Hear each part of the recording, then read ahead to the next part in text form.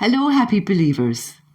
It says in Romans chapter 12, verse 2, "Do not be conformed to this present world, but be transformed by the renewing of your mind, so that you may test and approve what is the will of God, what is good and well-pleasing and perfect."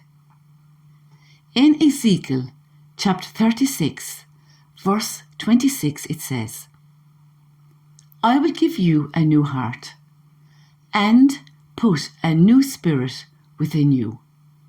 I will remove your heart of stone and give you a heart of flesh." There are plenty examples in the Bible of people who transformed their lives. I will look at Saul, who had a dramatic transformation before he became known as Paul. He was a zealous Pharisee who spent his time searching out and persecuting Christians.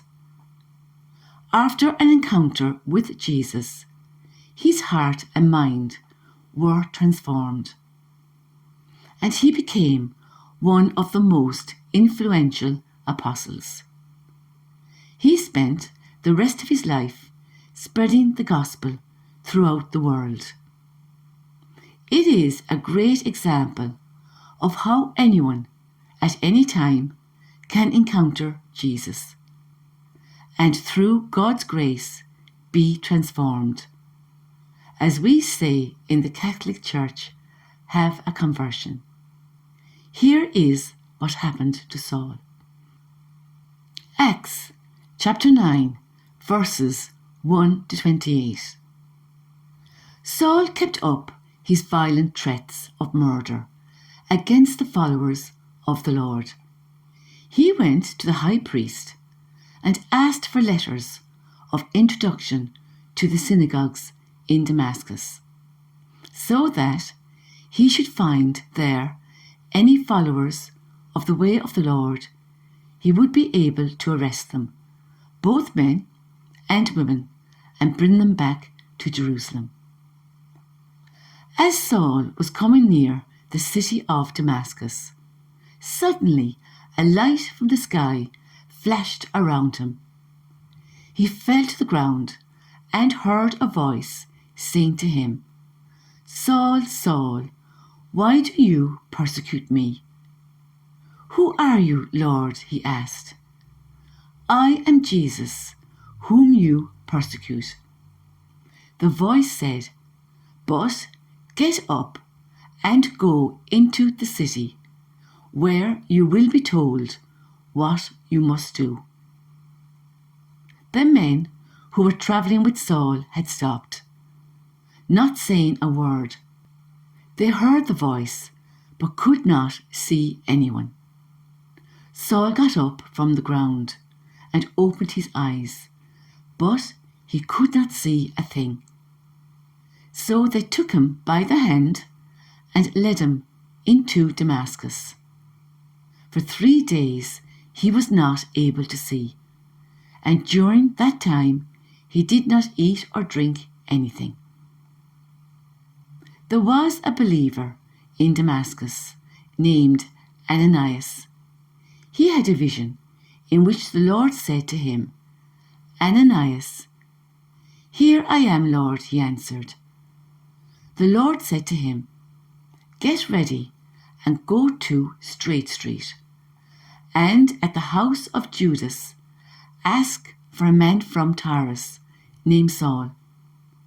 He is praying, and in a vision he has seen a man named Ananias come in and place his hands on him, so that he might see again." Ananias answered, "Lord, many people have told me about this man, and about all the terrible things he has done to your people in Jerusalem. And he has come to Damascus with authority from the chief priests to arrest all who worship you." Lord said to him, "Go Because I have chosen him to serve me, to make my name known to Gentiles and kings and to the people of Israel. And I myself will show him all that he must suffer for my sake. So Ananias went, entered the house where Saul was, and placed his hands on him. Brother Saul, he said, the Lord has sent me, Jesus himself, who appeared to you on the road as you were coming here. He sent me so that you might see again and be filled with the Holy Spirit. At once, something like fish scales fell from Saul's eyes, and he was able to see again. He stood up and was baptized, and after he had eaten, his strength came back. Saul stayed for a few days with the believers in Damascus. He went straight into the synagogues and began to preach that Jesus was the Son of God. All who heard him were amazed and said, "Isn't he the one who in Jerusalem was killing those who worshipped that man Jesus? And didn't he come here for the very purpose of arresting those people, taking them back to the chief priests?"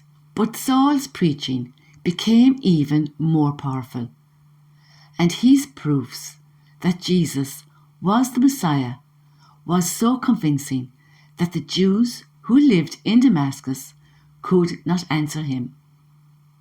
Saul was transformed by the renewing of his mind. His heart of stone was turned into a heart of flesh, as he lived from the new spirit within him.